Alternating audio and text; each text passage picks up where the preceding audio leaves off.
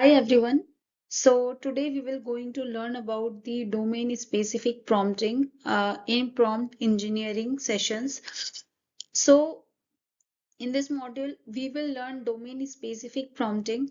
This means designing prompts based on the task or professional domain such as writing, coding, data analysis or business each.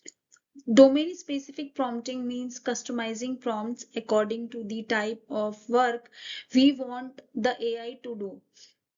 A single generic prompt cannot produce high-quality result for all tasks. So writing prompts focus on audience tone, format, and purpose. By specifying these clearly, AI can generate professional quality written content. For example, when writing blogs or emails, we tell the AI who the audience is and what tone to use. This helps avoid generic responses.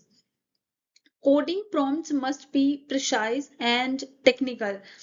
We should always specify the programming language and the exact task. For example, when generating code, we clearly mention the language, functionality, and whether comments are required. Data prompts focus on extracting insights. We must clearly specify what needs to do analyzed and how result should be presented. For example, when summarizing reports, we may ask for bullet point or executive summaries. Business prompts help with decision making. They work based best when we assign a role and request actionable outputs.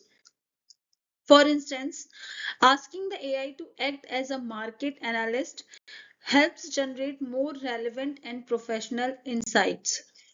AI does not automatically understand your professional needs. Domain specific prompting helps produce expert level outputs.